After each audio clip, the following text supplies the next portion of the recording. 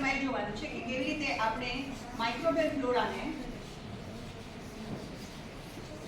વોટરમાંથી isolate કરી શકીએ.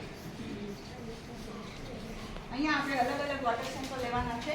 આપણે અહીંયા ડ્રિંકિંગ વોટર લેવાનું છે, પછી આપણે આરો વાળું વોટર લઈશું, ત્યાર પછી સીધું ડંકીમાંથી નીકળતું હોય ગ્રાઉન્ડ વોટર લઈશું, ત્યાર પછી જે આપણે ડેમનું ન્યારી ડેમનું ધારો કે આવતું હોય તો ન્યારી ડેમનું પાણી લઈશું અને ગટરનું પાણી એટલે કે સીવેજ લઈશું. તો આ બધા જે સેમ્પલ આપણને વોટરના મળે છે એમાં કયા કયા માઇક્રો ઓર્ગેનિઝમ્સ છે એ આપણે સ્ટડી કરવા છે, એને છૂટા પાડવા છે કોલોનીના સ્વરૂપમાં. તો કેવી રીતે કરીશું આપણે? સૌથી પહેલાં આપણે એનએલઆર મીડિયા લેવાનું છે. એમાં આપણે આ રીતે 3 સેક્ટર પાડવાના છે. આપણી પાસે જે વોટરનું સેમ્પલ છે એને આપણે લેવાનું છે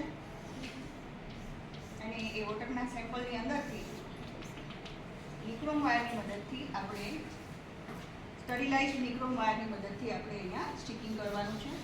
આ રીતે જેટલા સ્ટોક્સ નજીક મારશો એટલું તમારું વધારે સારું આઇસોલેશન થવાનું છે. દરેક ઓર્ગેનિઝમ છે એ બીજે દિવસે તમને કોલોનીના સ્વરૂપમાં એનું પોતાનું ગ્રોથ આપે છે.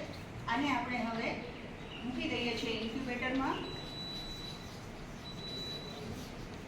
24 કલાક માટે 37 ડિગ્રી સેન્ટીગ્રેડ ટેમ્પરેચર ઉપર. કેમ કે મોટાભાગના મેસોફિલિક બેક્ટેરિયા જે છે એનો આપણે સ્ટડી કરવાની ઈચ્છા છે, એટલા માટે આપણે અહીંયા 37 ડિગ્રી સેન્ટીગ્રેડ ટેમ્પરેચર લઈએ છીએ. બરાબર. અને મોટાભાગના ન્યુટ્રોફાઇલ્સ છે એ બધા આમાં ગ્રો થશે, કેમ કે આ મીડિયાની પીએચ કેટલી છે? ન્યુટ્રલ છે, એટલે કે 7 પીએચ છે. ઓકે. તો હવે આનાથી આપણે આગળ શું કરવાનું છે? આપણને જ્યારે રિઝલ્ટ મળી જાય બીજે દિવસે આપણી પાસે પ્લેટ આવી જશે અને એ પ્લેટની અંદર આપણને અલગ અલગ કોલોની દેખાવાની છે. અહીંયા આ વોટરની અંદર તમને મોટાભાગે ગ્રામ નેગેટિવ શોર્ટ દેખાશે, કેમ કે ગ્રામ નેગેટિવ શોર્ટ છે એ એનિમલમાં અને હ્યુમન બીંગ્સના સ્ટમકમાં હોય છે. બરાબર છે. તો એ જ્યારે એનું વેસ્ટ બહાર કાઢે છે ત્યારે એ તમને દેખાય છે સીવેજમાં. ઓકે. અને જો કન્ટામિનેટ થયેલું હોય વોટર સેમ્પલ તો એ સીવેજવાળું હોય તો એમાં પણ આપણને ગ્રામ નેગેટિવ શોર્ટ દેખાય છે. ડ્રિંકિંગ વોટરમાં આપણને બેક્ટેરિયા ઓછા મળશે. ઓકે, બહુ જ ઓછા મળશે, જ્યારે સીવેજમાં આપણને બેક્ટેરિયા વધારે મળશે. હવે આ જે પ્રેક્ટિકલ આપણે કરીએ છીએ એનું ઇમ્પોર્ટન્સ શું છે? તો આપણે એ ખબર પડે છે કે કોઈ પણ વોટર સોર્સની અંદર કેટલા માઇક્રો ઓર્ગેનિઝમ રહેલા છે અને એ માઇક્રો ઓર્ગેનિઝમ્સ છે એ આપણને કઈ રીતે ગેરફાયદો કરે છે. ઓકે, તો એ આપણે સ્ટડી કરવાનું છે કે આ પાણી પીવાલાયક નથી, આ પાણી પીવાલાયક છે.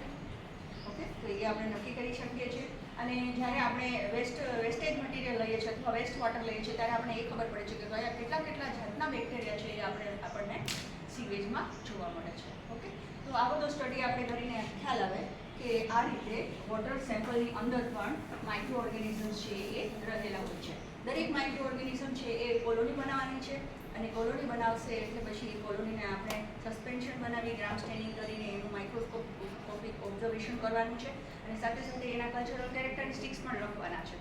અને એ બંને ઉપરથી આપણે ફાઇન્ડ આઉટ કરશું કે આ ઓર્ગેનિઝમ છે કયું છે.